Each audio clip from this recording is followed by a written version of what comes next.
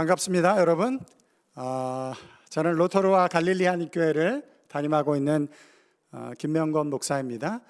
또 하나님의 섭리 안에서 여러분들을 만나서 또 하나님의 말씀으로 함께 교제할 수 있는 시간을 허락해 주신 하나님께 감사드립니다. 제가 신학을 공부하면서 목회 사역을 꿈꿀 때 교회 이름을 주님의 교회라고 붙이면 너무 좋겠다, 이런 생각을 제가 항상 했었어요.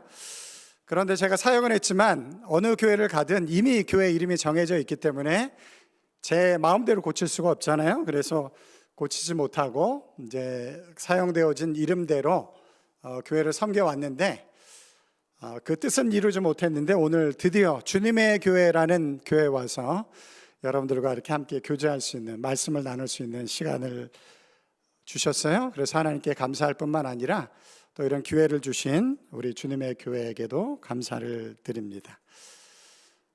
제가 심호하고 있는 갈릴리 한인교회, 지방에 있는 그렇게 크지 않은 교회입니다. 그렇지만 아주 멋지고 아름다운 정원과 예배당을 갖고 있는 교회예요. 그래서 혹시 로토로에 한번 오시면, 로토로에 가끔 오시죠?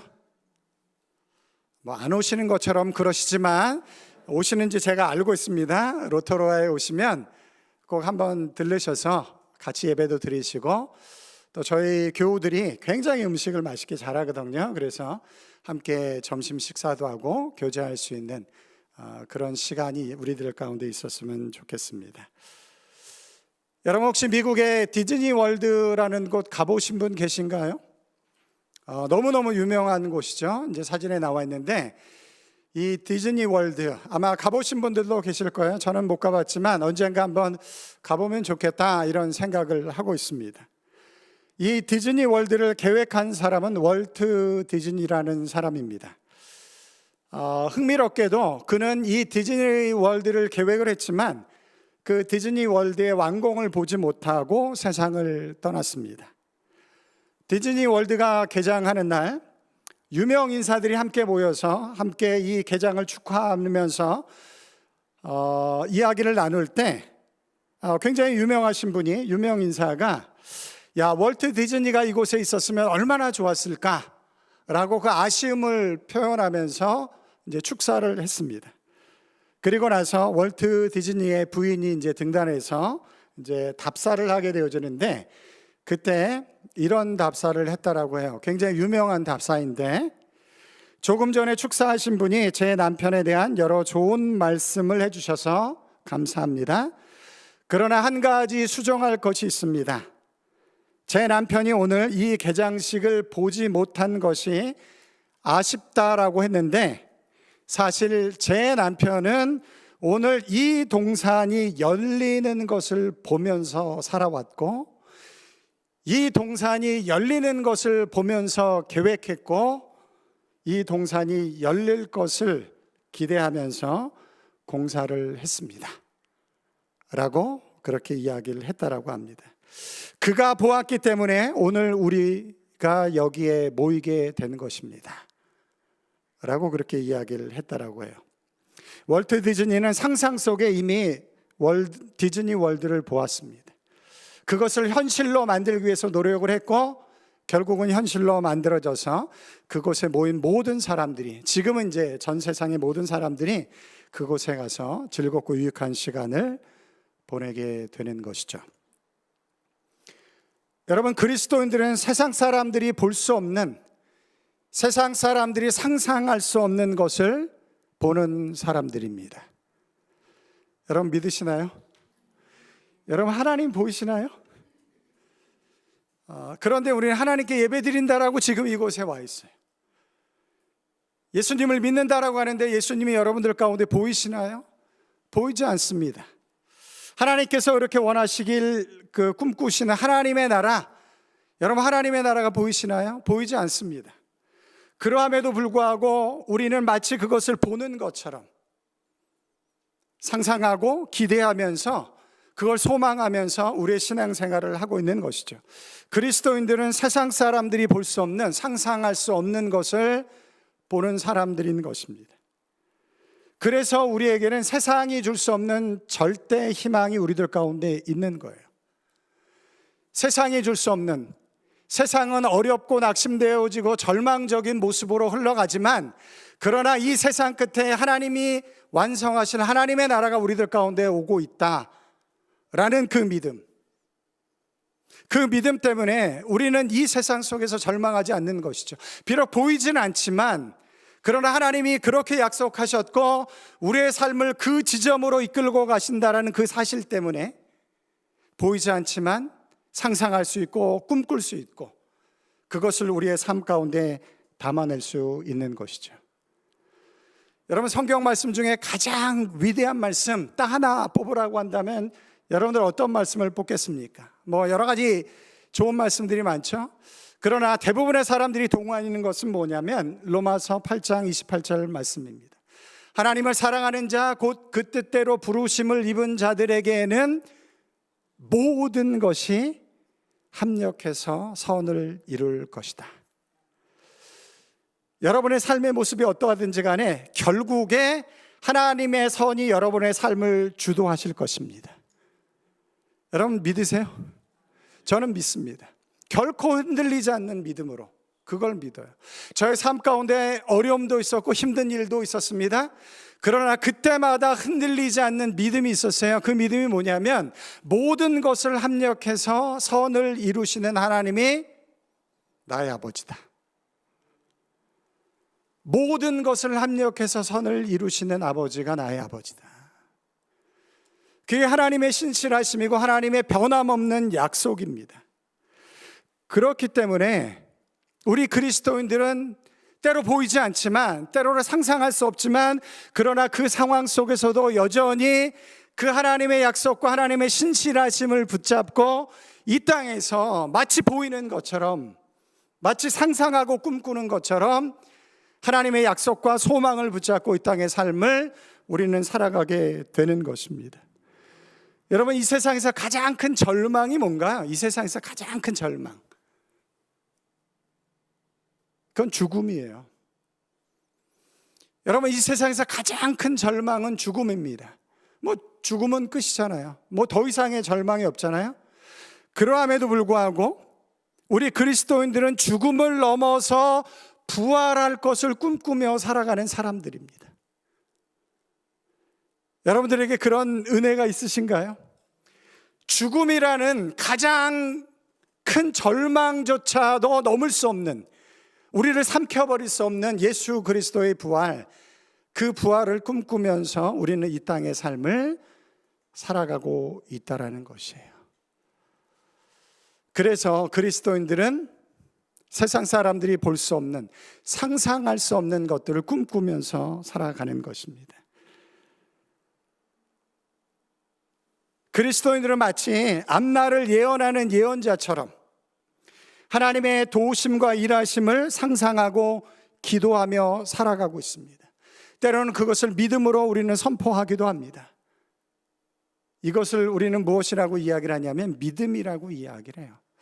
제가 오늘 설교 제목을 절망 속에 피어난 예언자적 상상력, 이 예언자적 상상력이라는 표현을 세계적인 구약학자 월터 브루그만이라는 분이 이제 쓴 책 제목인데, 여러분, 믿음은 예언자적 상상력을 우리들 가운데 요구합니다. 믿음이라는 것이 뭔가요? 보이지 않지만 바라는 것들이 실상처럼 우리에게 이루어지는 것, 증거되어지는 것. 그래서 히브리서 11장 1절이 뭐라고 이야기를 하죠? 믿음은 바라는 것들의 실상이요 보이지 않는 것들의 증거니라.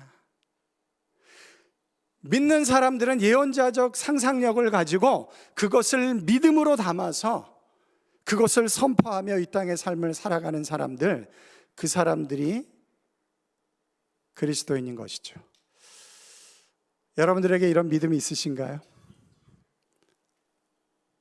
그런 믿음이 충만한 여러분들이 되시길 주님의 이름으로 축원합니다. 그런 교회가 되길 주님의 이름으로 축원합니다.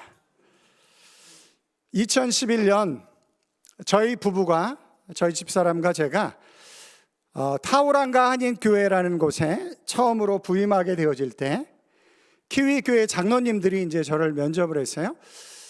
타우랑 한인교회에서 제가 사역을 했었는데 10년 정도 사역을 했는데 그 교회가 키위 교회에 소속되어져 있는 한인 예배로 이렇게 작게 존재하였던 교회였었습니다.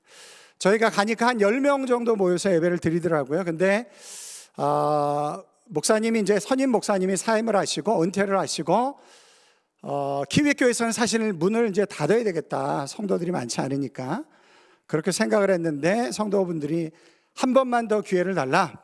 목사님을 선발해서 우리에게 기회를 달라. 이렇게 이야기를 했어요. 그래서 이제 제가 그곳을 가게 되어졌죠. 저는 그 전에 이스라엘의 선교사로서 사역을 하고 있었고 비자를 더 이상 받을 수 없을 때에 뉴질랜드에 제가 소속되어져 있는 선교단체 훈련센터가 있었는데 그 훈련센터에 와서 선교사들을 훈련시키는 그 사역을 도와달라고 해서 제가 이제 뉴질랜드를 오게 되어졌습니다. 그런데 그 학교가 재정적인 어려움이 닥쳐서 이제 문을 닫게 되어졌어요. 그리고 새로운 사역을 위해서 기도하고 있을 때 어떤 분이 이렇게 제안을 해주셔서 제가 이제 지원을 하게 되어졌습니다. 근데 키위교회 장로님이 한번 저에게 이렇게 물어보더라고요. 성도가 10명 정도밖에 되지 않는데 어떻게 교회를 부흥시킬 것인가? 어떤 생각이 있는가? 그걸 저에게 여쭤보더라고요.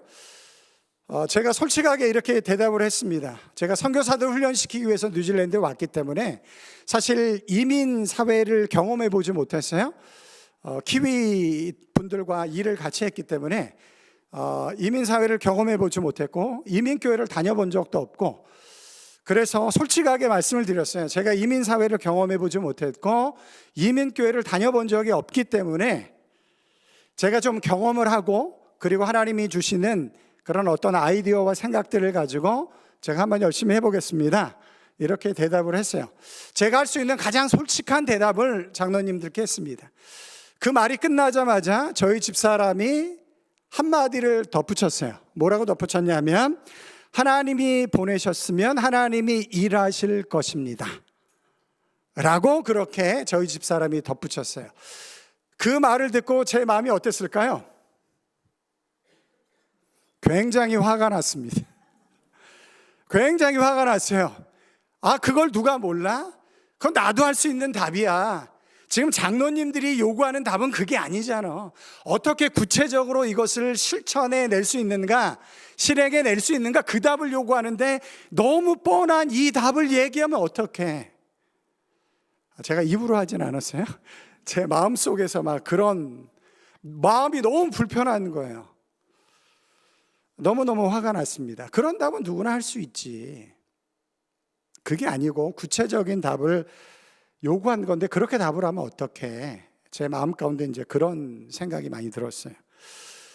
어쨌든 모든 인터뷰를 잘 마치고 이제 집에 돌아오기 위해서 차를 탔어요. 차를 타고 집으로 돌아오는데 제 마음이 불편하니까 굳이 사모랑 이야기하지 않고 운전을 하는데 제 마음 가운데 그런 음성이 들리더라고요. 그 말이 맞다. 하나님이 저에게 그렇게 이야기하시는 것 같아요. 그 말이 정답이다. 그 말이 맞다. 하나님이 보내셨으면 하나님이 일하실 것이다. 그 말이 맞다. 그리고 나서 제 마음이 풀어지기 시작했어요. 그리고 제가 하나님 앞에 고백했습니다. 하나님, 제가 너무 세상적인 것을 붙잡고 이 교회를 가려고 했나 보네요. 하나님, 그것이 맞다라고 한다면 제가 그걸 붙잡고 사역을 시작하겠습니다. 하나님께서 놀랍게 역사하셨어요. 10명에서 시작되어졌지만 모든 부서가 다 건강하게 세워져서 한 교회가 20배 정도 부흥을 했어요. 그런데 제가 잘했다라고 얘기할 수가 없어요. 왜냐하면 저희 교회 성도분들이 이런 이야기를 했어요. 우리 교회를 알리기 위해서 이런 것도 해보았으면 좋겠습니다. 목사님, 이런 것도 좀 해보죠. 그때 제가 다 반대했어요. 저는 하나님이 일하시는 걸 보고 싶습니다. 하나님이 보내셨으니 하나님이 일하실 것이다 라는 믿음으로 저는 여기를 왔기 때문에 하나님이 일하시는 것을 저는 보고 싶습니다. 우리 함께 기도합시다. 그렇게 놀랍게 하나님이 일하시는 것을 보게 되어졌어요. 저희 집사람에게 어떻게 보면 그 예언자적 상상력, 지금 상황은 어렵고 우리가 한 번도 경험해 보지 못한 환경 속에서 목회를 시작을 해야 되지만, 그러나 하나님이 보내시면 하나님이 일을 하신다라는 그 예언자적 상상력, 그 믿음, 그것을 저희 집사람은 선포를 했고, 하나님께서 그 말이 맞다 라고 저에게 말씀하심으로 제가 사역을 하게 되어졌어요. 그리고 하나님께서 놀라운 열매를 저희들 가운데 허락해 주셨습니다. 그 열매보다 더 중요한 건 뭐냐면, 그 가치를 목회하는 동안 포기하지 않고 그것을 붙잡고 사역을 할 수 있게 되어졌다라는 것입니다. 그렇게 예언자적 상상력, 제 사역을 이끌어가는 동력이 됐어요. 그리고 또 하나님께서 놀랍게 일하시는 것들을 함께 경험하게 되어졌습니다. 오늘 우리가 살펴볼 느헤미야서는 140여 년 동안 아무도 건드릴 수 없었던 폐허가 된 예루살렘 성벽을 52일 만에 준공하는 이야기가 기록되어져 있습니다. 얼마 동안 아무도 손을 못 댔다고요? 140년 동안 아무도 손을 못 대던 것을 느헤미야가 이스라엘 백성들과 함께 52일 만에 준공하는 이야기가 느헤미야서에 기록되어져 있어요. 여러분이 잘 아시는 것처럼 느헤미야는 대제국 바사, 페르시아에서 대단히 높은 공직자로 일을 하고 있었습니다. 그러나 어느 날 조국 이스라엘의 황폐한 상황을 듣고 예루살렘을 재건할 꿈을 꾸게 되어집니다. 여러분, 이걸 잘 들으셔야 돼요. 어느 날 느헤미야가 조국 이스라엘의 황폐한 상황을 듣고 예루살렘을 재건할 꿈을 꾸게 됩니다. 이런 절망적인 상황에 있으면 마음은 아프다. 그러나 내가 뭘 할 수 있겠어? 그렇게 받아들이는 것이 일반적인 사람들의 반응일 텐데, 느헤미야는 이 절망적인 상황을 듣고 나서 이제 예루살렘 성벽을 준공해야 되겠다, 다시 일으켜야 되겠다라는 것을 그가 꿈을 꾸기 시작을 했다라는 거예요. 꿈을 꿀 수 없는 상황이지만, 보이지 않지만 절망적인 상황이지만, 그러나 이제는 일으켜서 예루살렘 성벽을 준공해야 되겠다라는 꿈을 꾸기 시작을 했다라는 거예요. 그에게 예언자적 상상력, 다른 말로 믿음이 생기기 시작했던 것이죠. 여러분, 이런 꿈이 없었다면 그는 절대로 움직이지 않았을 것입니다. 절망적인 상황이지만 하나님이 도우실 것을 꿈꾸며 새로운 미래를 상상하기 시작했기 때문에 느헤미야는 그때부터 기도하고 움직이기 시작한 것이죠. 절망 속에 피어난 예언자적 상상력이 그를 사로잡았습니다. 그를 움직이게 했습니다. 그리고 절망하지 않고 새로운 미래를 꿈꾸며 나아갈 수 있는 그런 믿음을 하나님은 그에게 허락해 주셨던 것이죠. 오늘 설교를 들으시면서 제가 여러분의 삶의 정황은 알지 못합니다. 그리고 이 주님의 교회의 상황이 어떠한지 저는 알지 못합니다. 그러함에도 불구하고 우리에게 주어진 상황이 어떠하든지 간에 이 느헤미야가 꿈꿨던 절망의 상황을 알게 됐지만 그 상황에 눌려가지 않고 도리어 예언자적 상상력을 가지고 새로운 것을 기대하며 나아갈 수 있었던 그런 놀라운 역사가 여러분들 가운데, 여러분 삶 가운데, 이 교회 가운데 주어지길 주님의 이름으로 축원합니다. 애통한 마음을 가지고 조국을 위해서 기도하던 느헤미야, 드디어 하나님께서 아닥사스다 왕의 마음을 움직여서서 예루살렘 총독으로 가게 되어지는 기도의 응답의 역사가 이루어지게 되어집니다. 고국에 도착한 느헤미야는 먼저 예루살렘의 상황을 살펴보는데 그 상황을 성경은 이렇게 기록을 하고 있어요. 2장 13절 14절 말씀입니다. 제가 한번 읽어볼게요. 그 밤에 골짜기 문으로 나가서 용정으로 분문에 이르는 동안에 보니 예루살렘 성벽이 다 무너졌고 성문은 불탔더라. 13절을 다시 한번 보여주시면 그 상황이 어떻다고요? 예루살렘 성벽이 다 무너졌고 성문은 불탔더라. 그런 상황이었어요. 14절을 보시면 앞으로 나아가 샘문과 왕의 못에 이르러서는 탄 짐승이 지나갈 곳이 없는지라.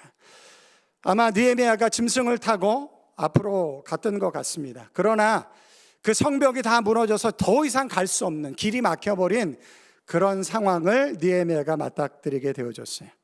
성벽은 다 무너졌고 성문은 다 불타버렸습니다. 무너진 잔해들로 인해서 느헤미야가 탄 동물이 더 이상 지나갈 수 없는 폐허가 된 상황을 느헤미야는 직면하게 되어졌습니다. 참으로 참담하고 절박한 상황이었습니다. 그게 느헤미야가 맞닥뜨린 현실이었습니다. 아마 느헤미야도 예루살렘 성벽의 준공에 대한 뜻을 가지고 있었지만, 그런 꿈을 꿨겠지만 이 일이 만만치 않다라고 느헤미야도 분명히 생각을 했을 거예요. 상황을 다 돌아본 이후에 그는 조용히 혼자만의 시간을 가지기 시작을 합니다. 16절, 17절 말씀인데 우리 다 같이 한번 읽어보도록 하겠습니다. 시작. 방백들은 내가 어디 갔었으며 무엇을 하였는지 알지 못하였고, 나도 그 일을 유다 사람에게나 제사장들에게나 귀족들에게나 방백들에게나 그 외에 일하는 자들에게 알리지 아니하다가 후에 그들에게 이르기를. 상황을 보고 온 느헤미야가 홀로 시간을 갖습니다. 16절에 보면 굉장히 많은 사람들이 나와요. 느헤미야가 도움을 받고 함께 도움을 요청해야 될, 함께 의논해야 될 그 많은 사람들이 나오는데 그들에게 한마디도 하지 않았다 라고 기록되어져 있어요. 느헤미야는 뭘 했을까요? 그 사람들의 도움이 있어야지만이 예루살렘 성벽을 건축하게 되어질 텐데, 상황을 돌아본 느헤미야는 그 사람들을 만나지 않고 말하지 않고 홀로 시간을 보냅니다. 무엇을 하였을까요? 그는 분명히 기도했을 것입니다. 아마 기도하면서 하나님의 지혜를 구하고, 하나님 이것을 어떻게 하면 이루어 나갈 수 있습니까? 하나님 나에게 지혜를 주십시오. 하나님의 선하신 계획을 나에게 알려주십시오. 아마 그는 그렇게 기도를 했을 것입니다. 사람을 의지하기보다 하나님을 먼저 의지하는 시간을 그가 가졌다라는 것이죠. 여러분, 느헤미야의 경우를 보면 이 예언자적 상상력이 무엇으로부터 비롯되어지는지 우리는 힌트를 얻게 되어져요. 여러분, 느헤미야가 경험한 이 예언자적 상상력, 이것은 뜬금없이 아무런 생각도 없이 살아가다가 나오는 것이 아닙니다. 이 예언자적 상상력은 기도할 때 자기에게 주어진 현실을 붙잡고, 그 현실은 절망스럽지만 그러나 하나님께서 이 현실을 바꾸어 놓을 것을 기대하면서 주님 앞에 기도함으로 나아갈 때, 하나님과 씨름하며 기도하며 나아갈 때 하나님께서 그런 비전과 그런 뜻을 하나님의 백성들에게 드러내는 것입니다. 수요일날 수요 기도회 때 여러분들 모여서 기도한다라고 해요. 어떻게 보면 지금 담임 목사님이 안 계시니까 어려운 시간일 수 있습니다. 그러나 지금은 예언자적 상상력을 가지고 새로운 시대를 꿈꿔야 할 때인 줄 저는 믿습니다. 지금 상황이 어렵다라고 해서 거기에 눌려 계시면 안 돼요. 지금은 뭘 하셔야 된다고요? 기도를 하셔야 돼요. 기도를 하실 때 하나님께서 예언자적 상상력을 주셔서 하나님께서 이 교회를 통해서 어떤 일을 이루어 가실 것인지, 하나님께서 이 교회를 통해서 어떤 놀라운 일을 이루어 가실지, 그것을 예언자적 상상력으로 우리들 가운데 허락해 주실 줄 믿습니다. 그래서 기도하셔야 돼요. 여러분, 시선이라는 찬양이 있습니다. 우리 많이 부르는 찬양인데 가사가 이렇게 돼 있어요. 내게로부터 눈을 들어 주를 보기 시작할 때 뭘 볼 수 있다고요? 주의 일을 보겠네. 내게로부터 눈을 들어 주를 보기 시작할 때 주님의 일하심을 볼 수 있다. 여러분 믿으시나요? 나에게 주어진 상황과 환경이 어떠하든지 간에 내 눈을 들어서 주님을 보기 시작할 때 우리는 주님의 일하심을 볼 수 있는 줄 믿습니다. 내 작은 마음을 돌이키사 하늘에 꿈꾸게 하시네. 언제 그 일이 일어난다고요? 주님을 볼 때. 주님을 볼 때. 그래서 느헤미야는 아무에게도 이야기하지 않고 하나님과 기도하는 시간, 하나님의 지혜를 구하며 하나님의 은혜의 역사가 이루어질 것을 위해서 기도하는 시간을 그가 갖게 되어졌습니다. 여러분, 물론 사람의 도움이 필요합니다. 그러나 하나님이 그 사람들을 움직이게 하시도록 우리가 먼저 기도할 때 하나님의 놀라운 역사가 사람들 속에서도 일어나는 것이죠. 그래서 느헤미야가 기도를 하고 나서 이제 이스라엘 백성들에게 이렇게 권면합니다. 17절 18절 말씀을 보시면, 후에 그들에게 이르기를 우리가 당한 곤경은 너희도 보고 있는 바라. 예루살렘이 황폐하고 성문은 불탔으니 자 예루살렘 성을 건축하여 다시 수치를 당하지 말자 하고, 또 그들에게 하나님의 선한 손이 나를 도우신 일과 왕이 내게 이른 말씀을 전하였더니, 드디어 느헤미야가 예언자적 상상력, 그것을 이스라엘 백성들에게 이야기를 했어요. 선포했습니다. 여러분, 이스라엘 백성들이 어떻게 반응했을까요? 우리가 140년 동안 하려고 해도 못했어요. 그걸 우리 힘으로 어떻게 합니까? 이렇게 반응하는 것이 어떻게 보면 굉장히 정상적인 반응인데 그들이 그렇게 반응하지 않습니다. 18절 하반절에 이렇게 반응을 한다라는 것이에요. 우리 다 같이 한번 큰 목소리로 읽어볼게요. 시작. 그들의 말이 일어나 건축하자 하고 모두 힘을 내어 이 선한 일을 하려 하며, 140년 동안 누구도 엄두 내지 못했던 일을 느헤미야는 예언자적 상상력을 가지고 기도하기 시작을 했고, 기도 가운데, 기도 끝에 이스라엘 백성들에게 그것을 믿음으로 선포하자 이스라엘 백성들이 일어나서 한 마음을 가지고 이제 이 일을 감당합시다 라고 그렇게 고백하는 일들이 이루어졌다라는 것이에요. 다 됐죠. 이제 이스라엘 백성들의 마음이 움직였고 느헤미야의 계획대로 함께 하겠다라고 하니까 다 됐겠죠. 그러나 하나님의 역사는 많은 도전을 받는 것이 또한 사실이기도 합니다. 그들이 일어나서 이제 예루살렘 성벽을 지으려고 할 때 그들을 반대하는 세력들이 일어나기 시작을 했어요.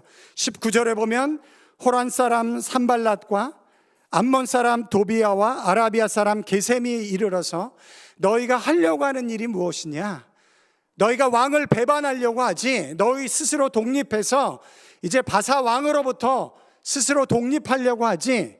여러분, 이 이야기가 바사 왕에게 들어가면 느헤미야는 즉시 처결입니다. 이스라엘 백성들은 그 자리에서 멸망당하는 거예요.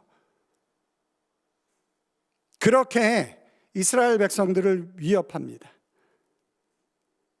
성벽을 다시 재건하는 일이 이렇게 어려웠습니다. 내부적으로도 어렵고 외부적으로도 여전히 어려움 가운데 있었습니다.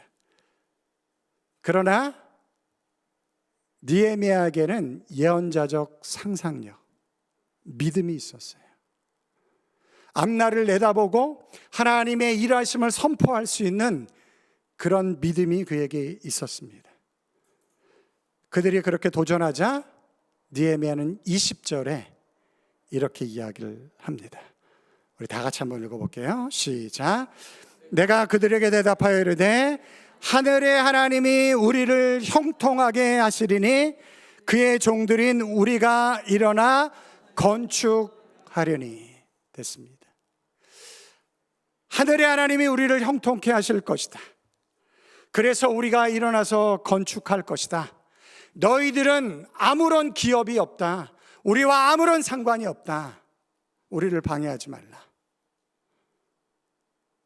그리고 일어나서 느헤미야는 52일 만에 예루살렘 성벽을 건축하는 놀라운 일을 이루어냅니다. 제가 오늘 여러분들에게 이 말씀을 드리고 가고 싶어요. 20절 말씀입니다. 하늘의 하나님이 우리를 형통하게 하시리니. 모든 것이 합력해서 선을 이루심으로 우리의 삶을 이끌어 가시는 하나님께서 때로는 어려움이 올 수도 있고 절망스러운 상황이 우리들 가운데 다가올 수 있지만, 그러나 그 모든 것을 하나로 묶어서 뭘 만들어내신다고요? 하나님의 선함을 우리들 가운데 만들어내신다. 그게 하나님의 약속입니다. 그게 하나님의 구원이죠. 우리의 삶 가운데 하늘의 하나님이 우리를 형통하게 하시리니 우리가 일어나 건축하자. 한번 따라해 보실래요? 하늘의 하나님이 우리를 형통하게 하시리니 우리가 일어나 건축하자. 오늘 설교 다 잊어버리셔도 괜찮아요. 이것만큼 꼭 기억하십시오. 여러분, 하나님의 말씀이 우리 마음 가운데 이렇게 떨어집니다. 그런데 마음속에 떨어졌다라고 해서 다 열매를 맺나요? 그렇지 않죠. 그 떨어진 씨앗이 뿌리를 내리고 자라야 합니다. 그런데 성경에 보니까 착하고 좋은 마음으로 말씀을 듣고, 말씀을 판단하지 마세요. 하나님의 말씀이라고 한다면 착하고 좋은 마음으로 말씀을 들으셔야 됩니다. 그런데 거기서 끝나면 안 돼요. 착하고 좋은 마음으로 말씀을 듣고 지키어 인내함으로 결실하느니라. 다른 건 다 잊어버리셔도 괜찮은데 오늘 이 약속의 말씀을 붙잡으시기 바랍니다. 하늘의 하나님이 우리를 형통하게 하시리니 우리가 일어나 건축하자. 이 교회 너무 좋아요. 건물. 교회 또 짓자 이런 얘기가 아니죠. 여러분, 교회는 건물이 아닙니다. 아무리 좋은 건물을 갖고 있어도 주님의 몸된 공동체로서의 교회가 건강하지 않으면 그건 교회가 아니에요. 저는 주님의 교회 잘 모르지만 이 교회가 새로운 목사님이 오셔서 새로운 공동체를 만들어 가야 되잖아요. 새로운 교회를 만들어 가야 되잖아요. 이 말씀을 붙잡고 기도하십시오. 하늘의 하나님이 우리를 형통케 하시리니 우리가 일어나 건축하자. 민수기 14장 28절에 이런 말씀이 있습니다. 우리 다 같이 한번 읽어볼게요. 시작.